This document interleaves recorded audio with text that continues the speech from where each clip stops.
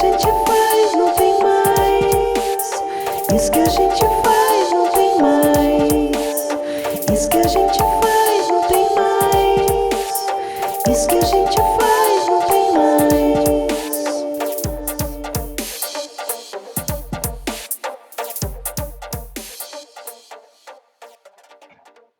Como um coletivo de teatro se mantém junto e sobrevive em uma pandemia?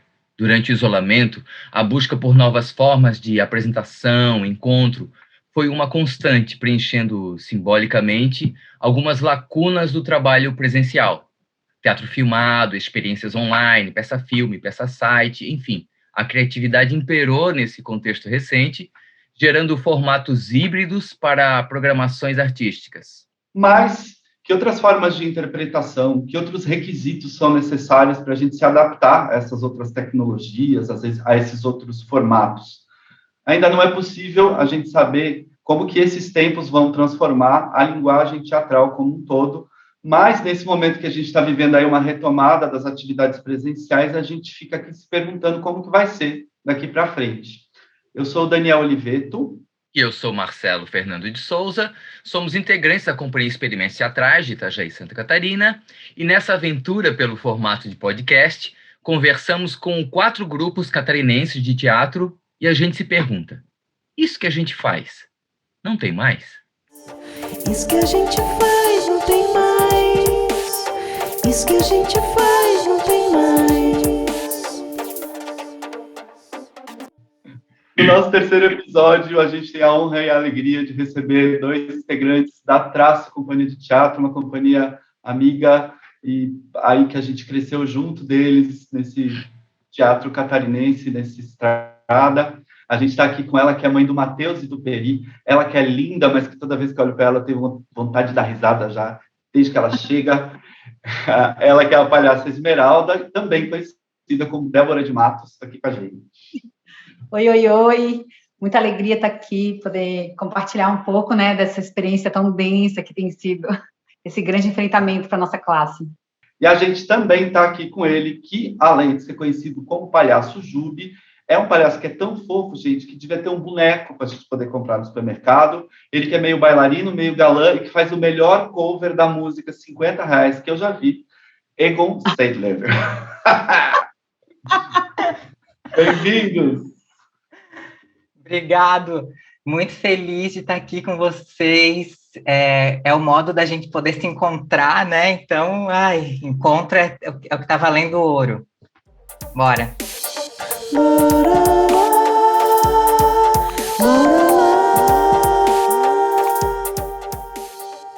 Muito bem. A Traço Companhia de Teatro ela foi criada em Florianópolis, Santa Catarina, em 2001, portanto, completando 20 anos. Desde o início, ela desenvolve uma pesquisa no campo da palhaçaria. Essa linguagem se configura como o principal recurso pedagógico de formação e criação, levando a companhia a buscar diferentes territórios de ação. Assim, a Traço desenvolve uma linguagem própria, pautada no encontro entre artistas e espectadores, na busca de estabelecer uma relação livre, direta e potencialmente transformadora. Além do Egon e da Débora, a Traço é formada por Grace Miotello, a palhaça Greta. Beijão, Grace. Vocês têm a canequinha da Grace ali, ó. Ela está aqui presente. Um brinde! Um brinde. Para quem não está vendo, é uma caneca da Bruxa do Cabelo Branco, primeira história que a Grace publicou, Contos de Maria. Lindo. Beijo, Grace. Então, vamos começar. Bom, a gente atravessou aí quase 2 anos de isolamento, já chorou um bocado a ausência do teatro, dos encontros, perdemos pessoas queridas, se entristeceu muito pensando se o teatro ia voltar ou não. Nesse projeto, bom, depois de ter passado um tempo choramingando, com razão, a gente agora começou a pensar em como a gente falar sobre perspectiva, né? E mais do que isso, como botar a mão na massa, né? Esse podcast faz parte de um projeto no qual a gente também passou por 2 residências, então podendo experimentar um pouco a prática dentro dessas janelinhas. Então, é um momento aí da gente começar também a pensar o que vem daqui adiante e colocar a mão na massa. Enfim, pergunta. Cada coletivo foi encontrando seu caminho. Vocês já tinham um trabalho em andamento chamado Palhaçada à la carte, que vocês fazem desde 2014. Como foi a adaptação desse contexto de agora? Foi um grande desafio, na verdade, para nós retomar esse espetáculo, especificamente porque a estrutura dramatúrgica dele lida com uma questão que é um grupo de agentes que é convocado para lidar com uma grande epidemia que se instaurou no mundo. Então, os agentes vão lá para poder, junto com a plateia, preparar um antídoto que vai, de algum modo, né, enfraquecer essa epidemia. Então, esse é todo o mote do encontro, né, com a plateia. E a gente pensou, nossa, como agora? E a gente ri muito disso, porque esse estado epidêmico, ele lidava muito com essas questões da sociedade contemporânea, das pessoas não se olharem mais, não poderem respirar juntas, do pânico, do medo, da ansiedade, né? E tudo isso que vinha assolando a nossa sociedade naquele momento. E ainda segue, né?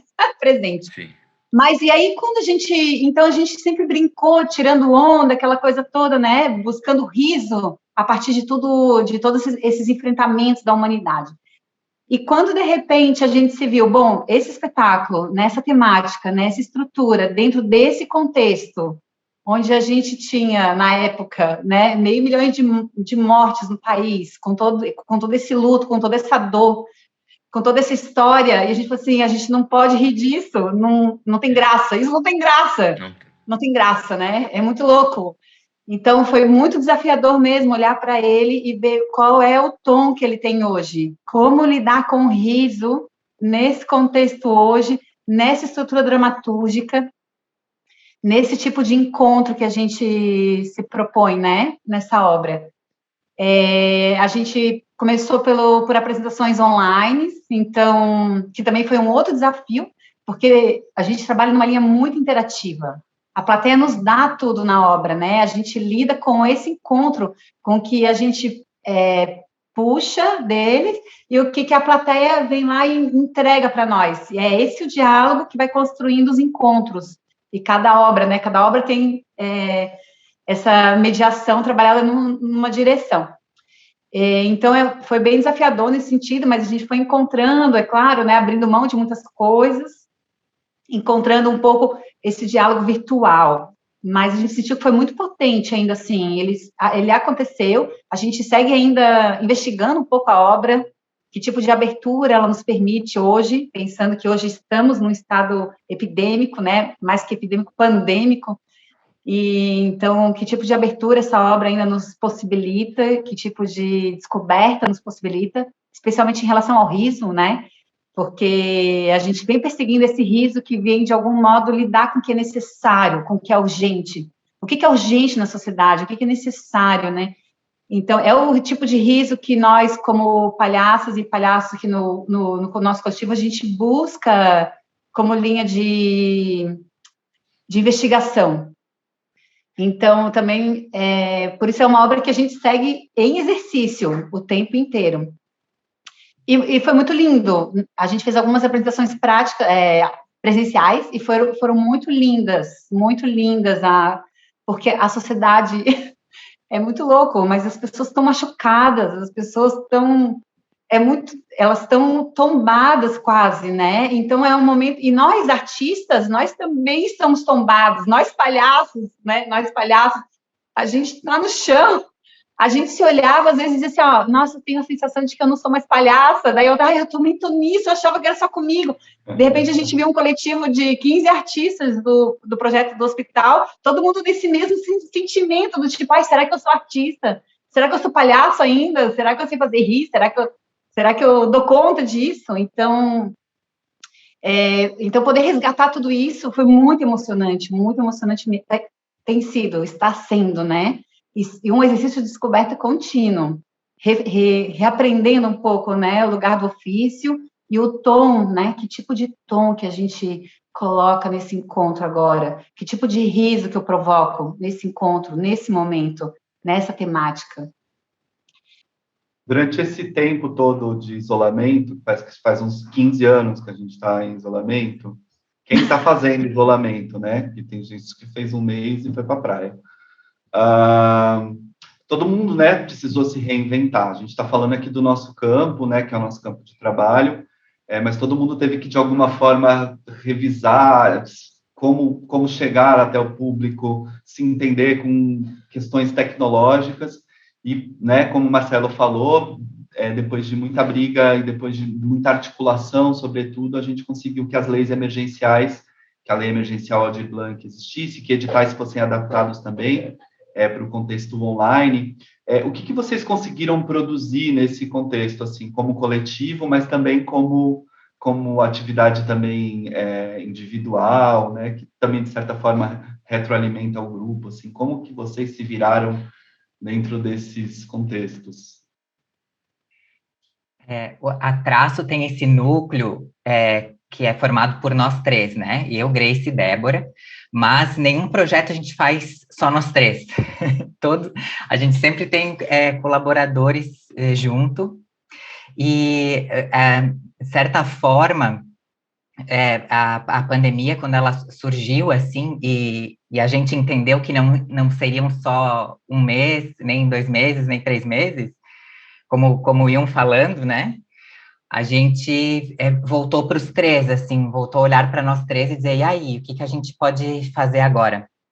A gente tinha uma demanda que era dar continuidade aos projetos que estavam em andamento. Por exemplo, a gente tinha um projeto no hospital que estava funcionando, uma edição, né? E a gente tinha que responder a ela, porque a gente já tinha um outro patrocínio engatilhado. Então, assim, como não perder os tempos e os prazos do pouco que está garantido, né? E aí a gente se apoiou nessa liberdade que surgiu criativa no começo, que era uma coisa assim, é permitido fazer em casa, é permitido ter uma questão estética menos rebuscada, menos equipamentos, menos coisas, é possível ligar a câmera do celular e gravar um vídeo e postar, que ele ia ser recebido com mais carinho do que com a crítica do, tá mal gravado, tá mal feito, tá, né? E aí, nesse sentido, a gente pensou, olha, a gente precisa continuar lá dentro. Rolou uma discussão muito cedo entre a gente, que dizia assim, a gente trabalha no hospital há 10 anos, lá dentro é um ambiente de cuidados, então a gente já está acostumado a lidar com essa situação de há sempre uma sombra e uma doença, né, que precisa de atenção. Só que com a pandemia, ficou muito claro que isso, assim, se alargou, saiu do hospital e tomou a cidade, tomou a sociedade, né? E a gente falou, bom, então agora, além de comunicar o que a gente faz lá dentro, vai quem sabe, isso reverbere para fora também, né? Alcance as pessoas com mais potência. Então, a gente começou a fazer uns clipes, juntou essa galera toda dos agentes, fizemos uns clipes, e esses clipes eram para dentro do hospital, mas reverberava fora do hospital também. A gente sentia, né? E a gente falou, bom, a gente tem esse cuidado, vamos começar a fazer receitinhas. Aí começou a rolar receitinhas nas redes sociais também. O que fazer, né, que tá em casa parado, nananã. Depois dessas receitas, a gente sempre alimenta o trabalho do outro. Então, começamos com medidas protetivas. Aí fizemos aí 40 medidas protetivas.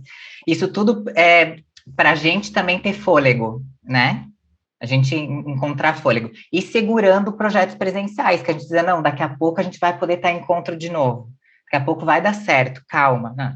Aí, quando a gente viu que não dava mesmo, a gente se rendeu, como todo mundo, adaptou os projetos, e a gente teve a grata felicidade de encontrar apoio, assim, em rede municipal de ensino, rede estadual de ensino, e levar à frente projetos individuais, mas que são abraçados pela companhia, como o Ilha de Encantaria, que é a contação da Débora, né, que a gente conseguiu apresentar, a Bruxa do Cabelo Branco, da Grace, a gente conseguiu também fazer vários encontros, apresentações. A gente conseguiu botar uma fome, que era trabalhar com vídeo, assim, né, e trazer isso para o nosso trabalho, adaptando o nosso trabalho. Então, a gente fez uma websérie curtinha que terminava numa live. Então, a gente conseguiu brincar com a live, com o encontro, que a gente chamou de live do riso, que era só encontrar pessoas para poder rir juntos. A gente foi, até que chegou o Palhaçada à la carte, que daí é que a gente acha que foi, assim, realmente um espetáculo preparado para uma live, para o encontro virtual, né? Que até era uma fake live, que não vai inventando tudo. Ela era gravada num lugar, numa região da cidade, e a gente transmitia em outro momento, para que a gente também pudesse interagir no chat e em outras coisas com o que estava acontecendo. Era uma loucura. E muita live, podcast, coisa assim, para estar em encontro, estar junto, vendo que aqui é um lugar que tinha afeto, né? Era muito doido a gente pensar que esse lugar poderia mediar encontros e tu se sentir aquecido, se sentir afetado. E aí estamos indo nessa agora, né, descobrindo o que é o híbrido também, porque agora tem os encontros híbridos. Esse mês a gente vai fazer, por exemplo, um encontro híbrido, que é estar ao vivo com plateia e sendo transmitido. Então, que calor é esse de você estar aqui falando com a plateia, né, jogando, porque a gente também está com essa fome, então é capaz de devorar a plateia, né, vai com toda a força, e ao mesmo tempo tá se comunicando, sabendo que tem gente super longe, em casa, te vendo, em outra cidade, e pensando em expansão, né, como se comunicar em expansão, porque muita coisa a gente não tem mais como voltar, né, gente? A gente não vai mais sair de casa, levar 2 horas no trânsito para fazer uma reunião, agora tá bem mais fácil, então abracemos também. Vocês fazem parte, como já foi dito, o Egon acabou de falar, a Débora tinha dito também, de um projeto que é o Agentes do Riso, né? Desde 2011, que é dentro de hospitais infantis, que é um público assim muito especial, ao mesmo tempo é um espaço ainda mais vulnerável, né, no sentido de contaminação. Como é que é? Vocês falaram um pouco de como foram as atividades lá durante a pandemia, mas essa retomada, como é que está sendo e como foi essa experiência de uma forma geral para vocês? Inicialmente foi um baque muito grande mesmo, né? Não poder estar lá dentro, como não poder estar em nenhuma atividade, enfim, né? Foi um baque geral. Mas antes da gente começar ainda as ações, a gente começou a fazer campanhas. A gente usava muito do projeto dos Agentes do Riso e lançava com fotos antigas, né? Repostando fotos e fazendo campanhas pedindo fiquem em casa, fiquem em casa. Então, a gente super aderiu, né, ao processo da pandemia. Se puder, fique em casa, né, sempre repostando isso. E resgatando imagens, né, imagens do projeto. O projeto, esse ano, completa 10 anos. Então, a gente tem um banco de imagens bem bonito, digamos assim. E aí foi quando a gente queria mais, né, o projeto estava em andamento, ele foi cortado num processo, então, essa coisa do querer mais foi quando nos levou a fazer os vídeos que o Egon falou recente, né? Que tem muito esse conceito do tipo, a gente está ali para trabalhar o quê? Bem-estar, qualidade de vida, junto a pessoas que estão em processo de enfrentamento, processo de cura, né? E, de repente, a sociedade inteira se transformou nisso, né? Nesse espaço de cura, né? De enfrentamento. Então, os vídeos foram super... nos acalantaram muito nesse sentido também, de sentir a potência do projeto em outros territórios, expandindo para além, né, das paredes hospitalares. E aí fizemos também circular lá dentro, junto com os pacientes, funcionários, os familiares, enfim. Assim, fomos tentando, até que a gente chegou, fizemos uma campanha, ainda no meio do processo, fizemos uma campanha coletiva, e aí fizemos uma edição curta, com visitas por meio de videochamadas. E aí tinha uma dúvida, assim, meu Deus, como é que vai ser fazer uma videochamada com os pacientes, né? Usávamos 2 palhaços, palhaços, assim, e quem fazia a mediação era o setor de psicologia da unidade. E aí ela agendava, nos passava os telefones, o nome, qual era a unidade, alguma característica, alguma coisa, E a gente, com o horário já mais ou menos agendado, a gente fazia as videochamadas, então, com a família, né? Com a criança, com a família. E a gente descobriu uma potência nisso tudo. Foi lindo, foi muito especial. Aí acontecia de tudo, assim, acontecia de tu estar ali com a criança, ela assim, ai, a minha irmã precisa ver vocês, ela incluía a irmã na chamada. Era uma bagunça, assim, ó. E aí, de repente, ela mexia o telefone, e aí tu diz, ai, não para de mexer, eu tô ficando tonta. E tudo funciona, assim, de um jeito muito potente. Era surpreendente. Foi realmente muito surpreendente esse espaço da videochamada. Fizemos um tanto de experiências, assim, né, Igor? Foi lindo demais. Tentamos até adaptar o nosso projeto para tocar todo ele nesse formato, mas tivemos alguns entraves ainda, né? Tava todo mundo tentando entender o que vai ser, o que seria esse momento pandêmico, então não conseguimos as liberações necessárias na ocasião, mas, enfim, também neste momento podemos retomar nossas atividades dentro da unidade. A gente teve que adaptar, porque lá a gente circulava por tudo. A gente causa lá dentro mesmo, sabe? A gente vai desde a UTI NEL, UTI, berçário, ambulatórios, a gente causava lá dentro. Éramos 6, então a gente se espalhava em duplas, né? Ia 3 duplas para cada canto. E agora, nesse momento, então, a gente não pode mais transitar, não pode mais botar tanta gente por encontro lá dentro. Então, como uma alternativa, a gente criou, junto com a pedagogia e a psicologia do hospital, que são os setores que nos amparam, né?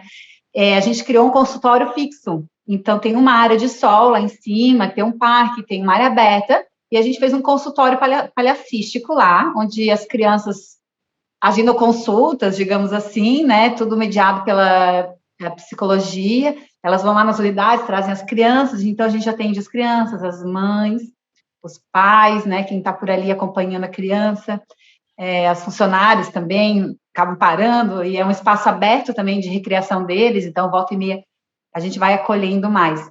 Tem sido uma descoberta bem gostosa, né, tem ainda aquela fome de poder correr pela unidade, a gente está nessa fome ainda, mas, ao mesmo tempo, nos sacia muito esse encontro, e ele ainda assim é muito potente, né, muito forte, difícil de dar tchau, porque mudou muita coisa, né? Antes a gente entrava no leito, numa unidade, entrava num quarto, e aí todo o princípio é o quê?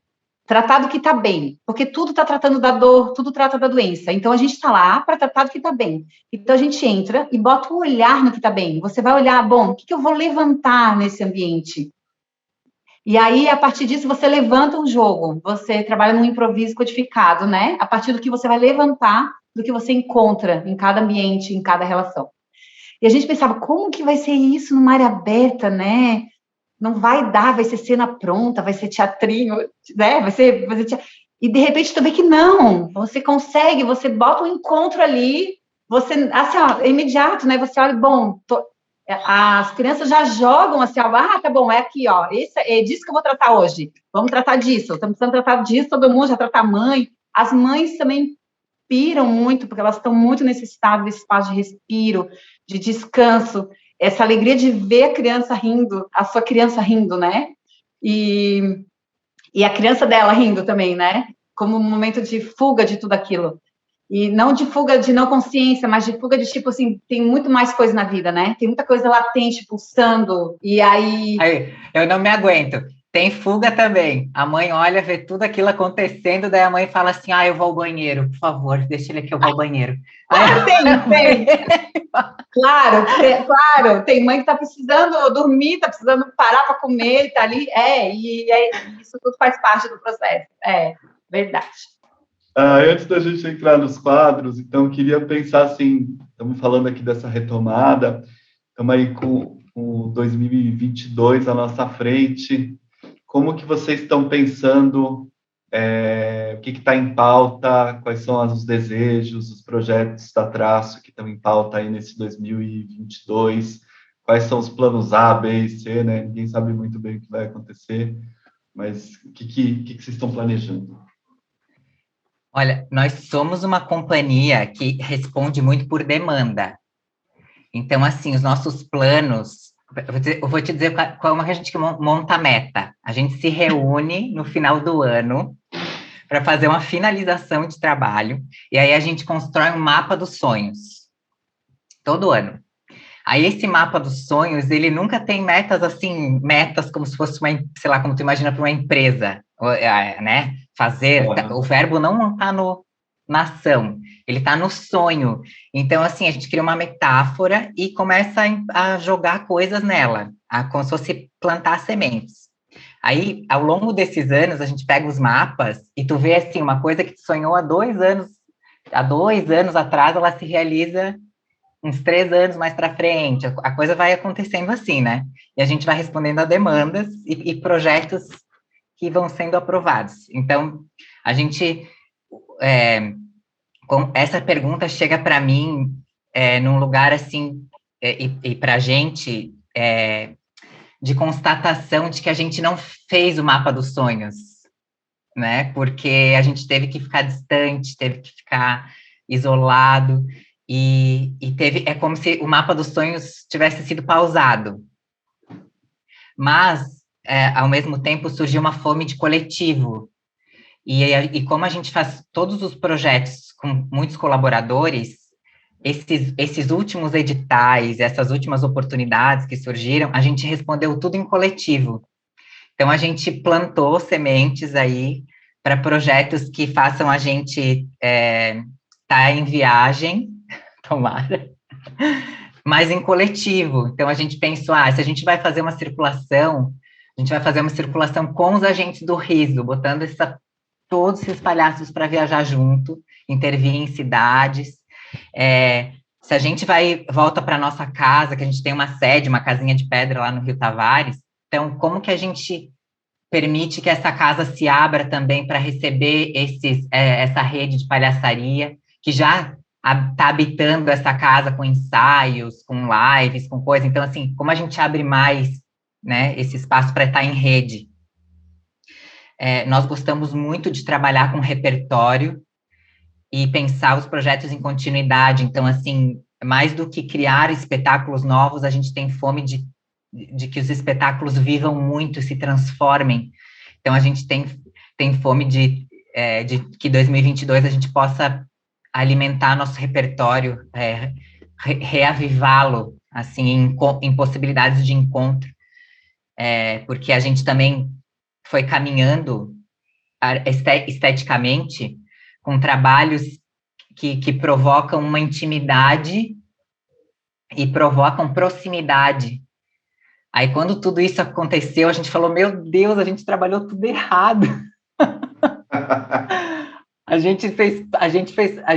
Todos os nossos espetáculos vão para um lugar de encontro, de estar junto, de dar a mão, olhar no olho, se abraçar, se beijar, correr junto no espaço. Assim, não sentar. E agora é tudo o contrário, né? Senta, distante, não toca. Mas, ao mesmo tempo, o hospital e outras vivências que a gente já teve com Palhaços em Rebeldia, que também é uma instituição parceira, é uma organização que a gente trabalha já há algum tempo, nos faz ter uma calma, assim, no coração, porque essa relação de encontro nesses lugares que a gente vai, junto ao Palhaço em Rebeldia, que são lugares sempre de situação limite, assim, é sempre um grupo social numa situação limite de luta, nos faz perceber que os encontros são lugares muito potentes e cada encontro tem seu tempo. Esses lugares não são lugares que a gente chega como numa apresentação, que a pessoa já está lá para nos assistir e já existe uma predisposição de amor, de estar junto, de brincadeira. Eles sempre são uma conquista, e uma conquista respeitosa para dizer, olha, eu vim aqui aportar o que eu tenho de mais potente e isso pode te trazer fôlego, respeito e reconhecimento. Então, esses encontros, eles têm um tempo muito particular. E eles acontecem na potência que é necessária naquele momento. Assim, então, esse respiro, essa paciência, a gente aprendeu muito com essas ações, né? Então, agora, voltando para esse lugar de apresentação com o público, eu sinto que esse lugar me alimenta muito, essa experiência me alimenta muito, porque a gente chega, percebe, olha como é que a gente pode sentar, até que distância a gente pode estar, e aí a gente trabalha isso não como uma prisão, né? Mas só como uma regra de jogo. E aí, o trabalho da palhaçaria é perverter a regra do jogo. Então, vira um presente, no fim das contas, né? Se olhado desse modo. Que venham os presentes aí em 2022. Porque é preciso, gente, é preciso equilíbrio. Não, só dureza, ninguém resiste. Chegou o momento... Senti o link. Chegou o momento dos quadros no programa. E o nosso primeiro quadro se chama Tem, mas acabou. Tem, mas acabou. Tem, mas acabou. No palco ou na plateia, qual que é a última memória afetiva que vocês têm ali do processo presencial, do teatro presencial, antes da gente entrar em isolamento? A última apresentação foi na Praça de São João Batista, e eu em cena, brigando, que eu sou um palhaço muito meigo, aí eu tava brigando com a plateia, fofinho, tava brigando com a plateia, e com a Greta e com a Malagueta, e eu me virei para sair de cena, puto, dando um piti, e bati numa árvore, que tinha uma árvore. E aí eu gritei quem foi que botou aquela árvore naquele...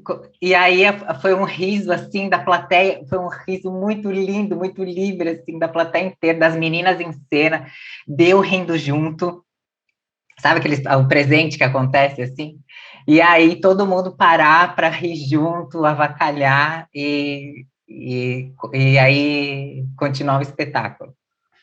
E aí acabou aquela apresentação, a gente recebeu a ligação dizendo que já estava indo para outra, que aquela estava cancelada, que daí isso era um sábado, que a do domingo estava cancelada e que aí foi só cancelando, né?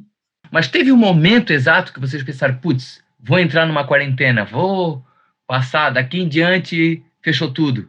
Teve esse instante, assim, vocês lembram de onde é que vocês estavam nisso? A gente assumiu mesmo a quarentena, a gente acompanhava o Átila, muitos dos palhaços falavam do Átila, e o cara já dizia, antes de março não vai acontecer nada, antes de março de 2000, e todo mundo dizia que ele era louco, e a gente já tinha entendido. Então tá, antes de março não vai acontecer nada, beleza, a gente já tinha entendido o recado. Antes mesmo de pararem tudo, a gente já tinha entendido o recado, que tão cedo não ia acontecer. Então a gente estava trabalhando isso dentro de nós, né, no momento pensando como uma loucura, nossa, isso é uma loucura, mas a gente sabe que vai ser assim, que loucura é essa, mas a gente já sabe que vai ser assim. Não viver uma ilusão de que, mês que vem vai dar certo, uma semaninha, um mês, a gente não viveu essa... Eu sinto isso, né, que a gente não viveu muito essa ilusão. A gente tinha essa esperança, mas não a ilusão, sabe? A gente tinha esse querer, mas a gente sabia de que isso duraria muito tempo ainda, né? Eu me lembro do momento que tudo parou, que logo a gente começou a ter que entrar nas discussões sobre políticas públicas, né? Que eu acho que aí foi um período muito, muito triste, assim, de sair de reunião, de ir atrás de reunião, de articulação, e todo mundo dizendo, calma, temos, né, outras prioridades, e nós somos os primeiros a parar. Aquela frase que a gente não aguenta mais dizer, né? Fomos os primeiros a parar e os últimos a voltar, e a gente se sentia o supérfluo do supérfluo. Então, é sempre bom registrar isso, o quanto foi de tempo, de diálogo, de reunião, de desliga a câmera para chorar, tomar água, volta, porque foi todo um processo de articulação para fazer com que as leis emergenciais acontecessem, né? Porque parece uma coisa assim, que legal, o governo prontamente atendeu. Não, gente, você que está vendo, que está ouvindo, foi uma luta em casa, né? No meio de todo esse processo, né? De gravar um vídeo, de pensar, além de pensar como que a gente se coloca e se relaciona com o público, foi uma luta, assim, né? Mas... segue, né? Segue a luta, né? Porque ainda assim, cara, a gente continua uma classe muito abandonada. Eu sinto, assim, nós estamos muito abandonados mesmo. Tem essa postura do governo como se estivesse fazendo um favor para a classe, mas não se trata de um favor. A sociedade necessita, a gente viu como a sociedade necessita do nosso aporte, né, do nosso trabalho, especialmente num momento como esse, assim, como Deus respira toda essa grande sociedade. Então, não se trata de um auxílio, não se trata de um auxílio, né, é o que é necessário e ainda é insuficiente, né. Mas vamos falar de coisa boa no nosso quadro, que tem um nome muito criativo, que chama Vamos Falar de Coisa Boa? Vamos falar de coisa boa. Nesse momento cheio de lives, espetáculos de teatro na internet, que obra artística que arrebatou vocês? Eu não consegui assistir nada. Ai, meu Deus. Ai, Jesus amado, que tormenta que era. Eu até pensava, não acredito que a gente está fazendo, porque eu não consigo assistir, a pessoa não deve estar conseguindo assistir também. Até que chegou a Paulinha, chegou e falou assim, é Paula Bittencourt, né? A Paulinha, ela chegou e falou de um espetáculo que estava no do MIT, São Paulo. Ele chama O Encontro. O nome do diretor e que atua, vou falar em inglês. Ainda bem que é eu acho que é Simon McBurney. É um solo que ele mexe virtualmente, ele mexe com tuas noções de tempo e realidade. É uma coisa louca. Ele conta a história de um homem branco que vai para o meio da floresta amazônica e esse homem ele encontra é como se ele encontrasse o universo. Encontra a história, isso é minha percepção, a história, o universo, o tempo.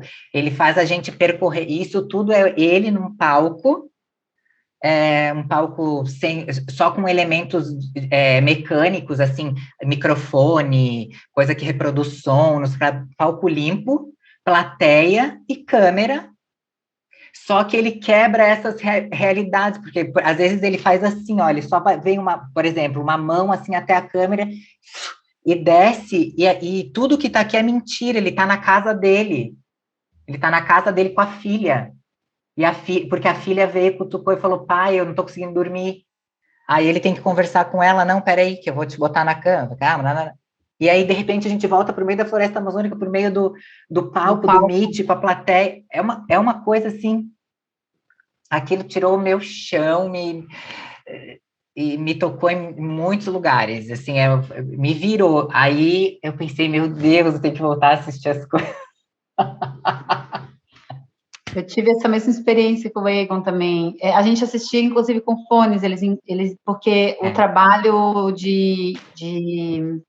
trabalho sonoro fazia toda a diferença, né, na obra. Foi realmente algo muito forte, e é muito louco, porque ele te mergulhava naquele lugar, chegava uma hora que tu estava afogado naquele lugar, e de repente a criança dizia, ô mãe, ô pai, não estou conseguindo dormir, estou com fome. E é quase como se a gente pudesse respirar aquilo tudo também, então é quase, traz para a realidade, assim, tá, te bota um pouco na realidade para tu poder dar conta, porque depois tu vai mergulhar de novo. E aí, lá ia nós de novo. Foi bem forte, assim, como sensação, como experiência sensorial, né? Teve aquelas companhias pontuais, assim, de pandemia, seja, sei lá, um programa de receita, um seriado breve, um podcast, um artista que lançou um álbum novo, ou uma obra que você redescobriu. Quem que fez companhia para vocês virtualmente nessa pandemia? Eu assisti muito programa de entrevista de mulheres. Muito, assim, ó, um saia justa da vida, daí para frente, assim, ó, podcast, umas coisas assim. Escutei muita mulher falando, muita mulher. E era uma coisa muito doida. Teve até uma época que eu ligava, assim, algum programa, ouvi especialistas falando sobre as filosóficos, assim. E aí, quando vinha homem falar, e aquele discurso de homem hétero, assim, eu já não consegui viver isso na pandemia também. Aí eu procurei muitas mulheres. Me salvaram, elas me salvaram. Eu acho que a minha companhia mais forte é a que segue sendo a minha vida toda, que são meus filhos. Eles ocuparam muito espaço na minha vida. Essa coisa do ensino remoto. Talvez o meu maior contato foi com as aulas do meu filho, a professora dele, tudo isso. Isso foi uma energia muito louca de gerenciar. foi um desafio em tanto, né? Essa coisa das aulas remotas. Eu comecei a estudar tarô. Foi uma companhia que eu tive. E a outra coisa foi na parte de saboaria também. Pirei nessa coisa de fazer alquimias, assim, assim, tô num rolê que eu tô fazendo meu produto de limpeza da casa, faço produtos que eu uso no corpo, até batom tô fazendo uns rolês, assim, ó. Me empolguei um pouco nessa pegada. Óleo essencial também, acho que me deu muito respiro. E eu me preparei para a pandemia até, que eu ainda pensei, olha, já sei qual que vai ser a sinergia que eu vou fazer para quando eu pegar Covid. Já tinha pensado na mistura dos óleos que eu ia usar para me ajudar no trato respiratório durante o enfrentamento, caso eu pegasse Covid. E aconteceu que eu peguei o Covid e fiz meu blendzinho ali, e eu não senti o cheiro de nada, não senti aquele cheiro de nada, meu Deus, eu disse, não vai funcionar isso, eu não estou sentindo o cheiro desse óleo, e era forte, assim, tinha hortelã-pimenta junto, que tem um cheiro muito marcante, né, uma presença muito forte, eu não sentia nada, deu, ai, meu Deus, me preparei toda para esse momento. Enfim, eu tenho uma também, que era assim, essa coisa, a gente segue o feed, né? Qual é teu feed? O que aparece no teu feed? Meu feed é cheio de gente do teatro fazendo yoga e meditando. Aí eu vou meditar, porque é um jeito de superar essa vida, evoluir e tal. Não conseguia meditar, não conseguia por nada nesse mundo, era uma tortura sentar no tapete de yoga para meditar. Aí eu olhei, um dia abri o olho, olhei, tava com a minha irmã estava fazendo um crochê. Falei, eu quero fazer isso aí. Como é que faz isso aí? Aí ela pegou e me ensinou. Eu fiz crochê para minha família inteira. Tem tapete, porta-copo. Eu fiz assim, ó, para todo mundo. Aí quando eu não tinha mais para quem fazer, para quem dar de presente, eu parei. Mas eu passei um ano fazendo crochê. E fica a dica aí para quem está ouvindo e não consegue meditar, é uma meditação, você não pensa, aquilo vai sozinho. E tu vai olhando uma linha e aquilo vai sozinho, e a linha vai diminuindo e vai sozinho. Gente, então no nosso último quadro, que leva o nome do nosso podcast, isso que a gente faz não tem mais?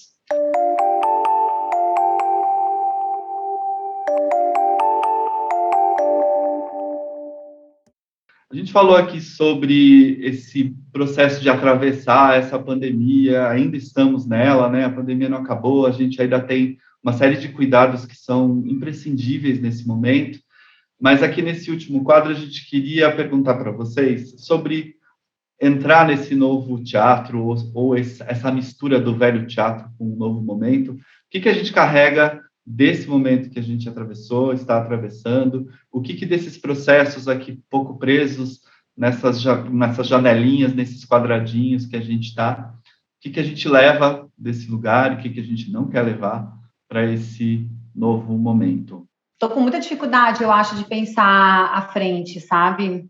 E eu estou muito agarrada aos velhos modos. Eu estou falando de mim agora, né? A gente lida com um encontro com as pessoas que é muito íntimo. A gente trabalha na intimidade, né? Dentro da companhia. É desse lugar que a gente vive a arte. E tá um pouco complexo entender a intimidade dentro desses cuidados, né?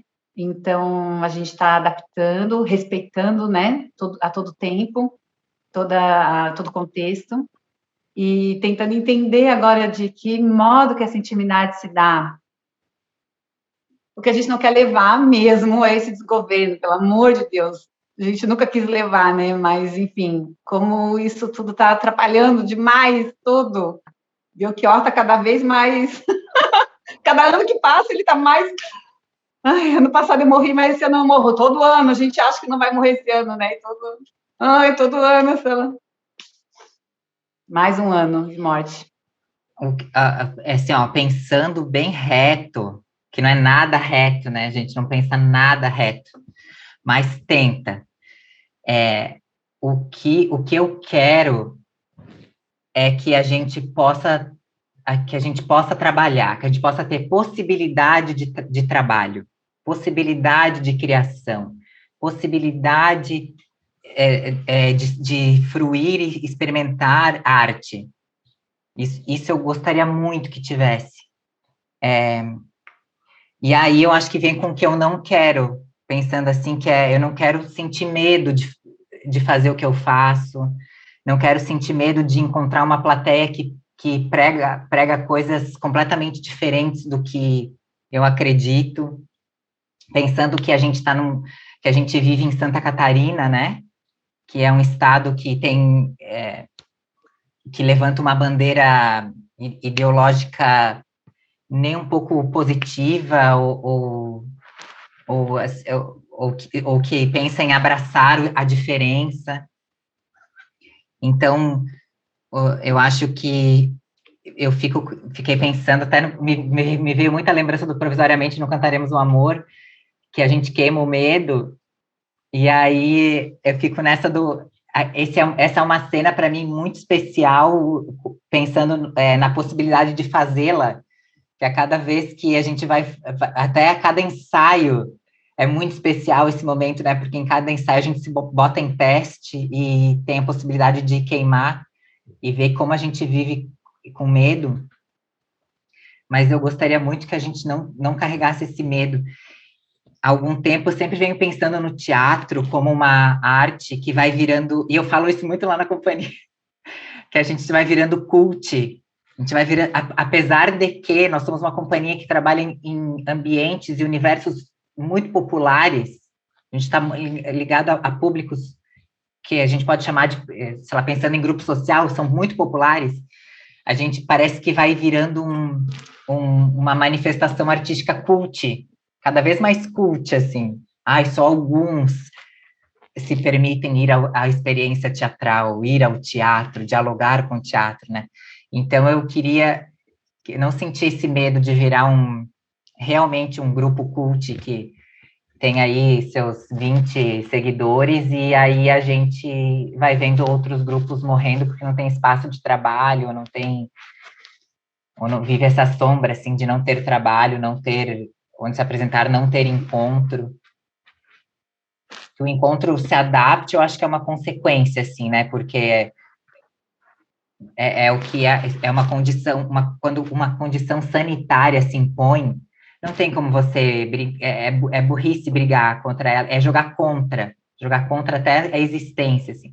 Então, a gente se adapta, e a gente pode perceber que o encontro se adapta, ele não ignora tudo que acontece, mas ele se adapta, né? A gente é dessa natureza. Não tem pessoas melhores para se adaptar do que um grupo de teatro, porque um dia a gente chega no espaço X, um dia a gente chega no espaço Y, um dia a gente nunca apresenta com as mesmas condições. A gente sempre se adapta ao encontro, por natureza. Mas que a gente, não sei, eu também penso por demanda e acho que a nossa experiência como companhia nos levou a um lugar que é de não projetar formas, mas projetar meios.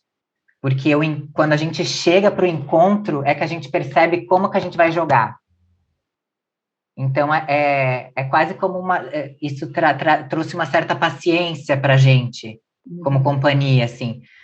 A gente tem muita leveza de chegar nos espaços, de conversar com as equipes técnicas, por exemplo, para chegar no espaço e ver como a gente vai se adaptar. Mesmo que a gente perca tempo, equipamentos, mas porque é lá que a coisa vai se estabelecer.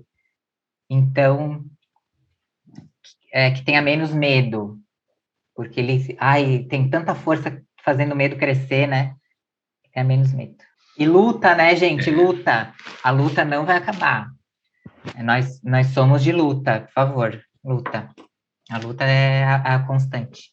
A gente queria agradecer primeiro a presença de vocês. É tão bom ter vocês aqui nas nossas janelinhas, tão bom ter vocês perto, né, conversar com vocês. Obrigado por ter aceitado o convite. E eu queria pedir para vocês darem as redes sociais da Traço, se quiserem, os pessoais também. Pra gente é um prazer, né? Nossa, quando vem convite assim, né, de estar em projeto junto, ai, cara, é uma só alegria. É só alegria estar junto, e que a vida bota a gente para se encontrar, antes, pelo menos, né, botava a gente para se encontrar nas estradas, assim, né?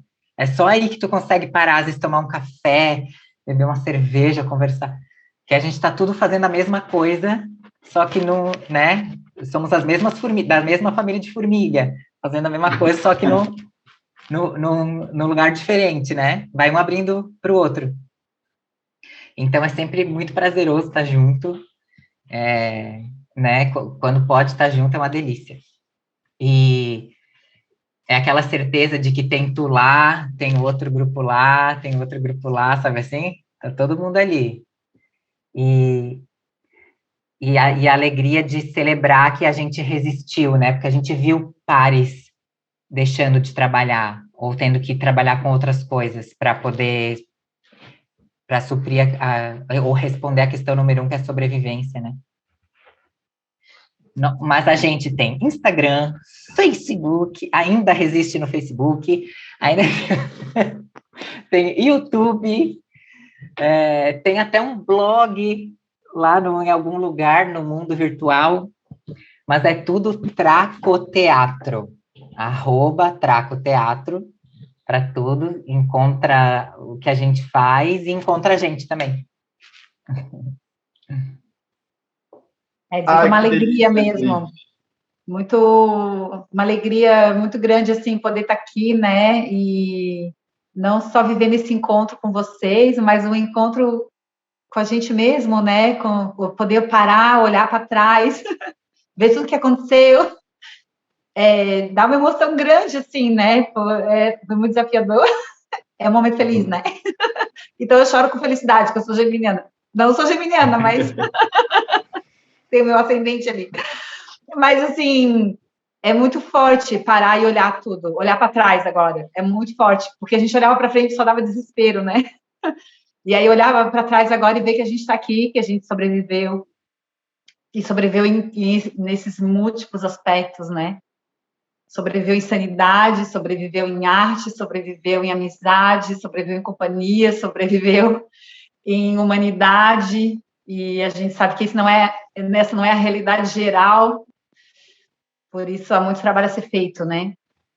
E, enfim, então, só para agradecer mesmo essa oportunidade, né? Não só de estar aqui nesse encontro com vocês, mas de reviver esse encontro com a gente mesmo, enquanto companhia, enquanto pessoa, enquanto artista.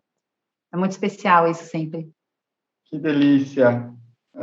Uma alegria da gente se encontrar nessas caminhadas é sempre a gente ver as companhias crescendo, continuando, a gente continuar fazendo teatro, as crianças que vão ficando grandes, sejam os filhos espetáculos, que a gente chama de filho também, né, que vão ficando grandes, mas os filhos mesmo, né, as crianças daqui a pouco já estão em cena, mas como vocês falam, nesse momento tem um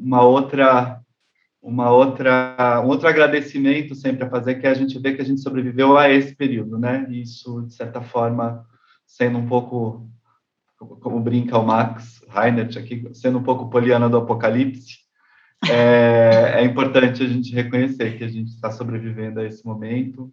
E a gente fica muito feliz de vocês estarem aqui mesmo. Obrigado. E, gente, esse foi o terceiro episódio do nosso podcast, nosso primeiro podcast. É uma aventura para a gente estar aqui também. Esse podcast que chama Isso que a gente faz não tem mais. A gente convida vocês a conhecerem os outros 3 episódios que já estão no Spotify e também no YouTube da Companhia Experimentos. Isso que a gente faz não tem mais é um projeto contemplado pela Lei Municipal de Incentivo à Cultura da Fundação Cultural e Prefeitura Municipal de Itajaí e conta com a renúncia fiscal da APM Terminals. Além da Traço, a gente conversa também nos outros episódios com o Cirquinho do Revirado de Criciúma, com a Companhia Lavaca de Florianópolis e também com a Companhia Carona de Blumenau. O roteiro é da CIE Experimentos, a edição e finalização de áudio e vídeo é de Edra Rockenbach. Até o próximo episódio.